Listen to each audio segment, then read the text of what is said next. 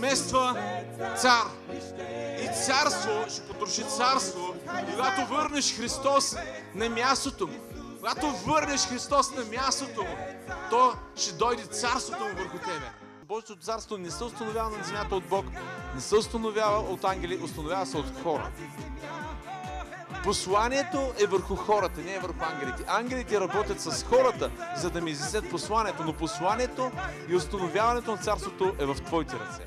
Твоите думи отпушват небето. Твоите думи отпушват благодата и действието на Христос върху живота на хора. Твоето наблюдение, грижа, внимателност и думи отпушват небето върху хора. We read 1 Corinthians 14:31. В 1 Коринтияни 14:31 What said we all can prophesy. се казва, че всички ние можем да пророкуваме. Okay, so but there is a difference between all of us prophesying. Но има една разлика между това всички да можем да пророкуваме, The gift of prophecy дарът на пророкуване and a prophet. и пророкът. Okay, so there's a difference there, and I want to show you what the difference is. Има разлика между тези три неща, искам да ви я покажа. If not everybody has to turn there because I'm probably just going to explain it. Няма нужда всеки от вас да отгръща на Библията, но ще ви обясня набързо някои неща. But in Numbers 11, В числа 11, if you look at it sometime, verses 24 through 29. Sorry, can you repeat? Numbers 14. Numbers 11. Числа 11 глава, Verses 24 through 29. от 24 стих до 29 стих. Moses is leading the children of Israel. Моисей извежда децата на Израел And he's leading over 1 million people. и води около 1 милион човека. How many know that's a lot of people to Колко lead от вас знаят, че 1 милион са доста хора for one man? за един човек да ги води? You know? And so the Lord says you need to get 70 elders. И Бог му казва, че трябва да вземеш 70 старейшини. And what's on you, I'm going to put on them. И това, което е върху теб, ще го излее и върху тях. All right? So he calls these elders together. Така че той събира старейшините. Presence of God comes down. Присъствието на Бог слиза. And when the presence of God comes down, they all start prophesying. И когато присъствието на Бог слиза, всички започват да пророкуват. So we're in the Old Testament. Така че ние се намираме в Стария Завет. So the Holy Spirit is only coming upon people for a certain task or a certain moment.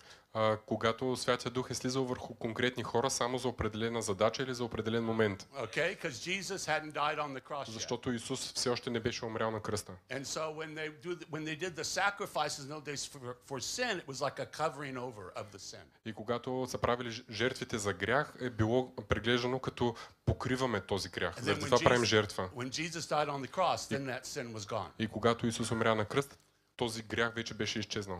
But because Jesus hadn't died yet, the Holy Spirit wasn't living inside of people. Но понеже по това време Исус все още не беше умрял, Святия Дух не живееше все още в сърцата на хората. Слизаше върху тях за определен момент или за определена задача. И така имаме събрани тези 70 старейшини и изведнъж Святия Дух, Духът на Бог слиза върху тях и те започват да пророкуват. И всъщност е имало двама от тях, които не са били в тази група, но са били обратно в лагера при останалите. И въпреки това, че са били отделени, те също са започнали да пророкуват в този момент. Така че Святия Дух е слязъл върху тях за този определен момент, за тази задача.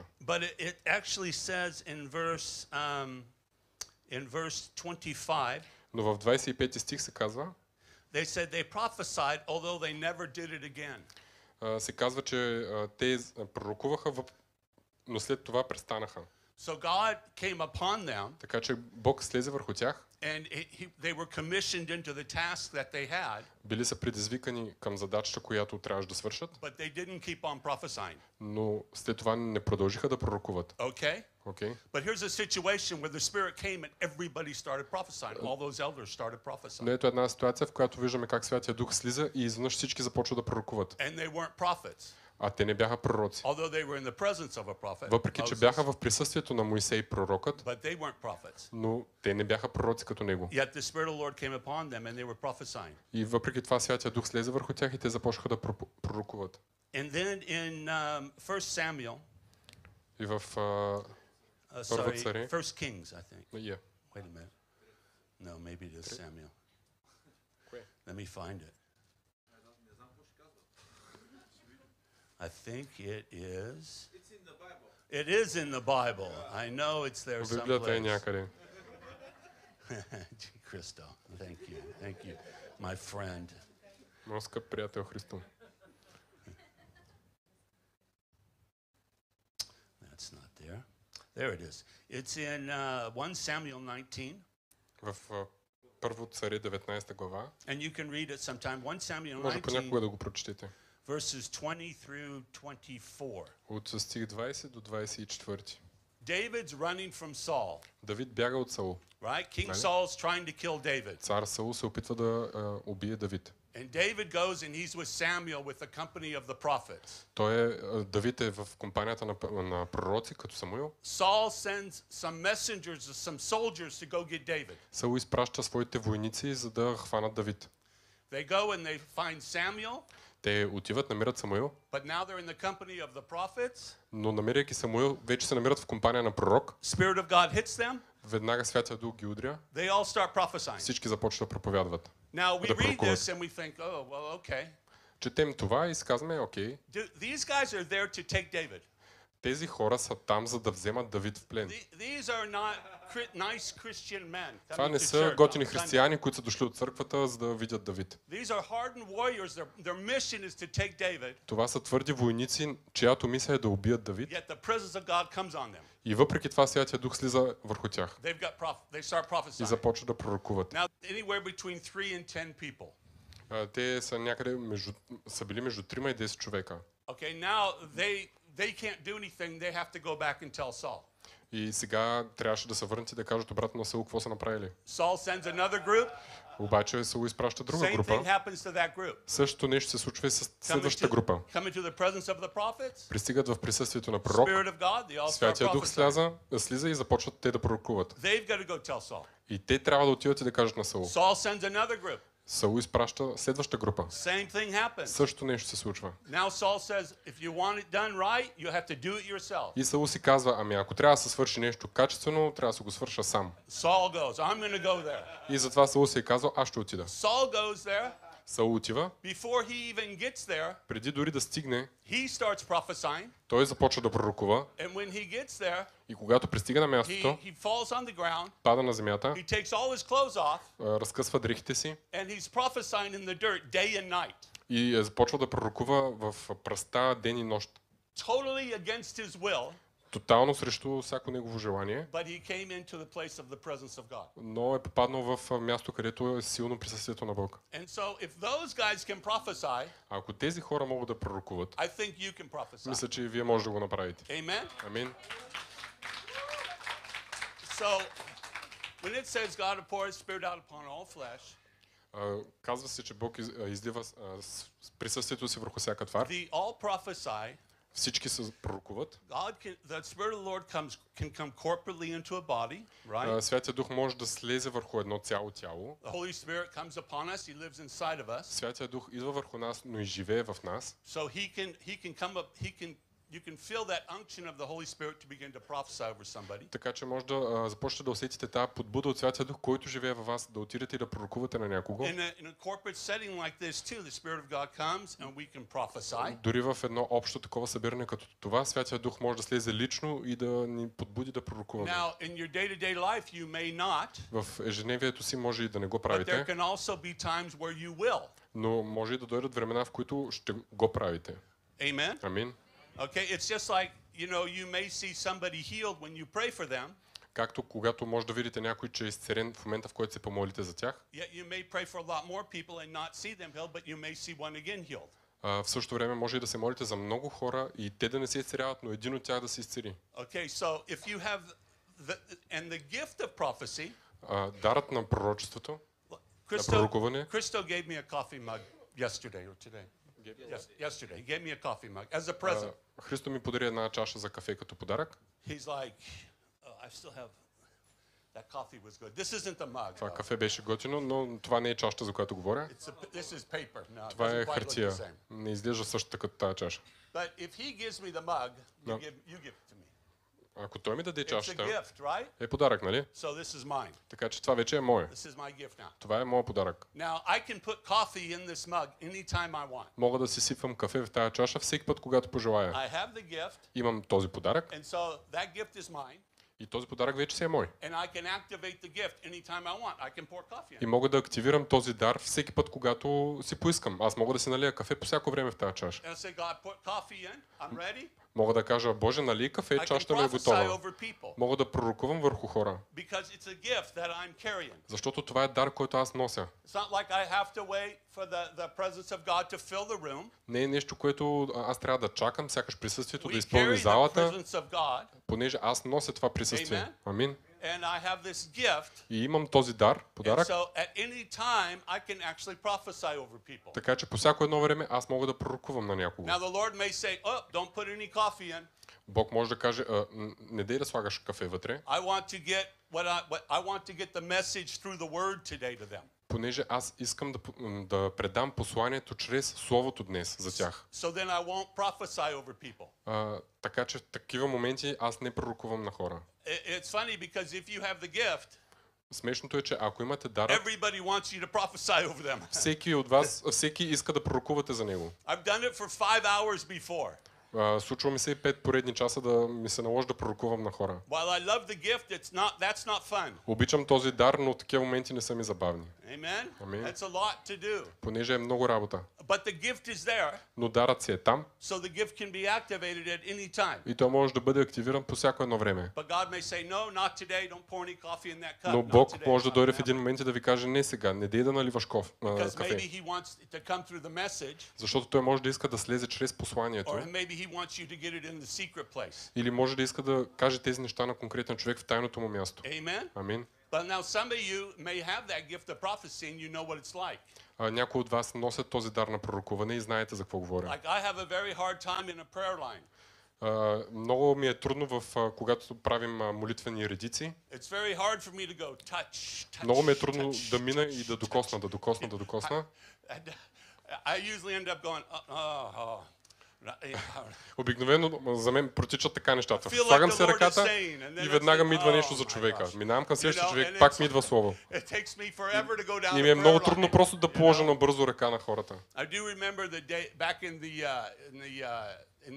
late 90s, early 2000s. Помня късните 90 години, ранните 2000, when we were experiencing a radical move of God, когато преживявахме радикално движение на Бог, where you could just walk into a room and the presence of God would knock people out of chairs. където просто влизахме Holy Spirit would fall everywhere. в зала и Святия Дух помиташе, всичко живо беше на земята. You couldn't even begin to prophesy. By the time you got your hand up, they were out under the power of God. Започваш да пророкуваш за някого, понеже ти идва нещо и докато си дигнеш ръката, той вече е на земята и е под силата на Бог. And I'm like, oh Lord, bring those days back. И понякога си казвам, Боже, докарай обратно тези дни.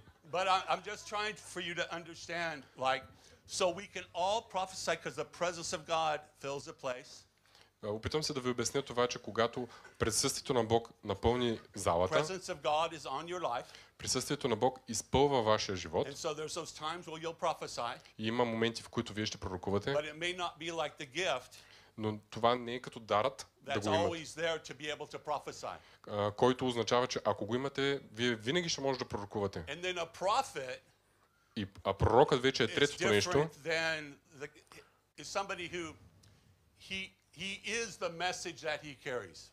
Пророкът е превъплъщение на посланието, което носи. Oftentimes prophets might have dreams and visions. Често пророците имат сънища, They видения, might see into the spiritual realm. може да виждат в духовния свят. A lot of their prophetic words can be over cities and over nations. Голяма част от времето пророческите им думи може да са за цели нации And they like live the message и те започват да живеят това послание, that they're delivering. което те освобождават. And it's something that they're always walking in. И това е нещо, в което те винаги вървят.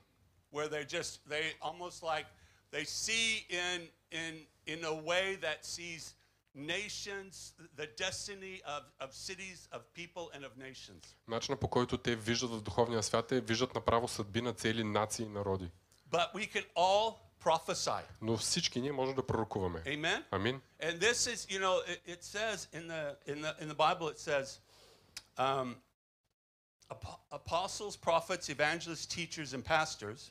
В Библията ни се говори за петкратния кабинет, are here for the equipping of the saints, които са там за да екипират светиите, to do the work of the ministry. За да почнат да вършат делата на служението. Amen. Амин. So oftentimes they want, people want somebody from the front to prophesy over everybody. Така че често хората очакват човека отпред да пророкува върху всички. And we know that happens. И знаем, че това се случва. But also we are all meant to be equipped. Но също така на нас ни е дадено ние да бъдем подготвени и екипирани. To do the work of the ministry.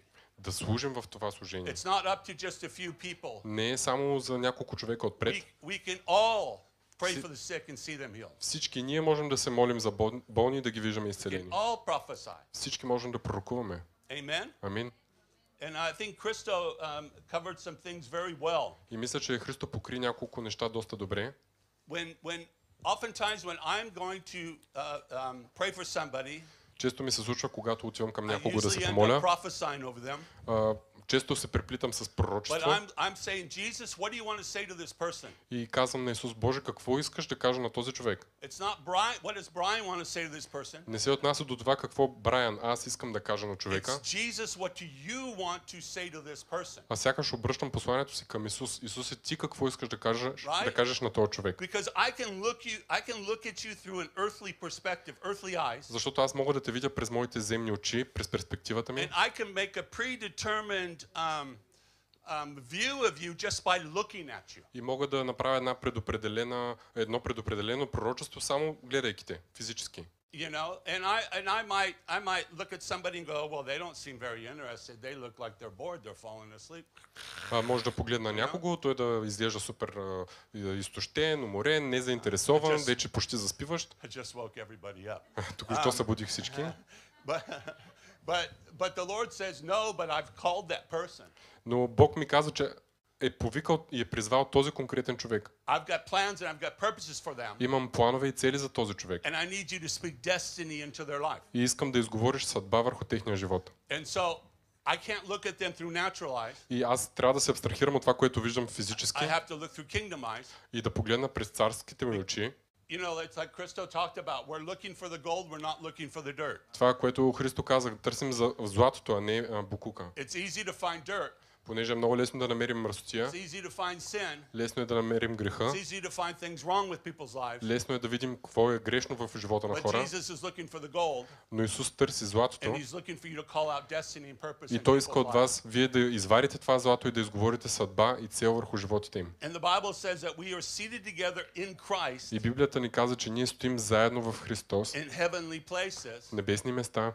And so my viewpoint is from heaven. Така че моята гледна точка е от небето. I don't want to look at you from an earthly perspective. Не искам да гледам към вас от земната ми перспектива. I want to look at you from a heavenly perspective. Аз се опитвам да ви гледам от небесна перспектива. You know, sometimes prophecy is foretelling. Понякога пророчеството е за в бъдещето. What's happening in the future? Какво ще се случи в бъдещето? And sometimes it can be what's happening right now. Понякога е това, което се случва в момента. Listen, the simplest way. Най-простичкият начин to put across prophecy.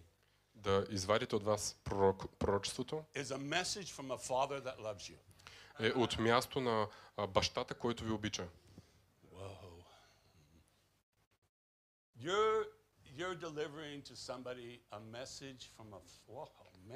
Трябва да освободите пророчество към някого от мястото на любовта на вашия баща.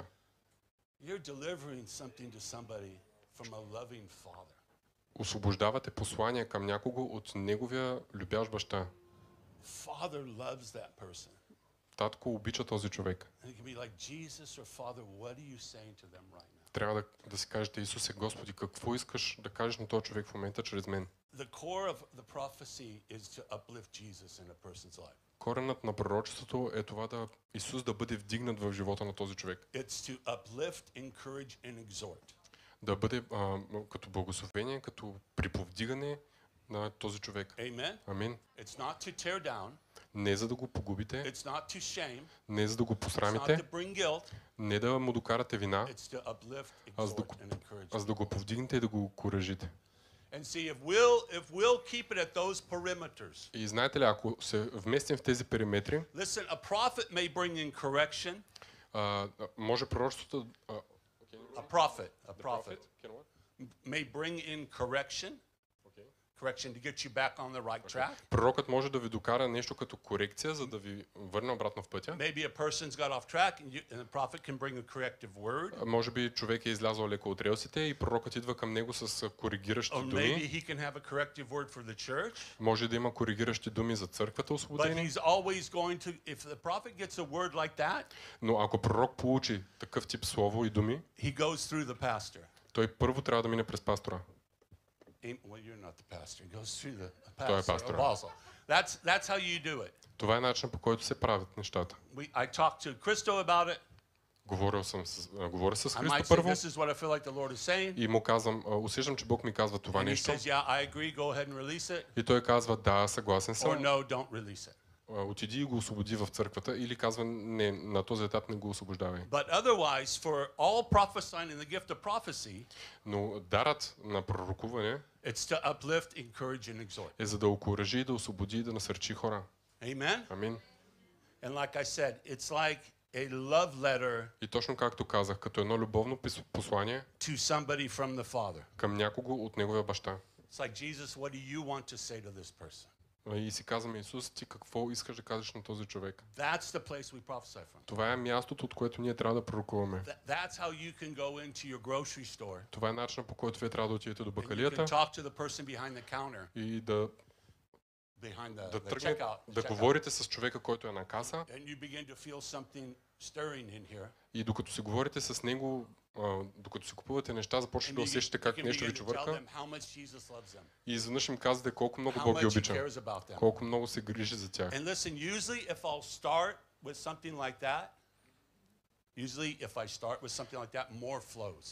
И обикновено, ако реша да стартирам с нещо такова, повече и повече почва да се излива от мен.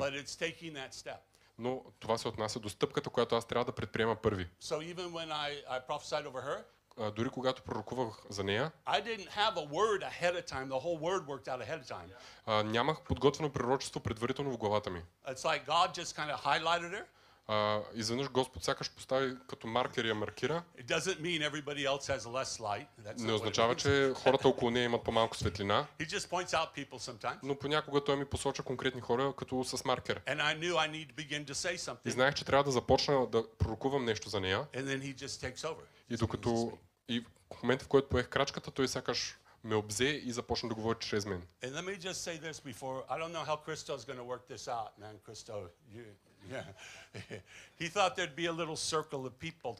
Той си помисли, че тази вечер ще сме един малък тесен кръг от хора. Това не е малък кръг, нали така виждаме. Don't be afraid of getting it wrong. Не трябва да се страхувате от това понякога да не нацелите правилното нещо. Трябва да знаете, че не може да сгрешите с пророчество, понеже Бог живее във вас, Той ви обича и иска да се грижи за вас. Но понякога, ако Той ви говори на по-дълбоко ниво, вие ще го нацелите правилното нещо. Тук говоря за хора, които са малко по-опитни в това нещо. Но може и да не оцелите правилното нещо.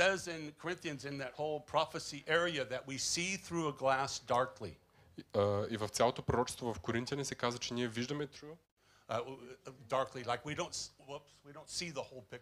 ние не виждаме, понякога не виждаме цялата картина. Ние се опитваме да чуем Господ и да кажем всяко нещо, което чуваме, но може да пропуснем някоя част. И това е окей.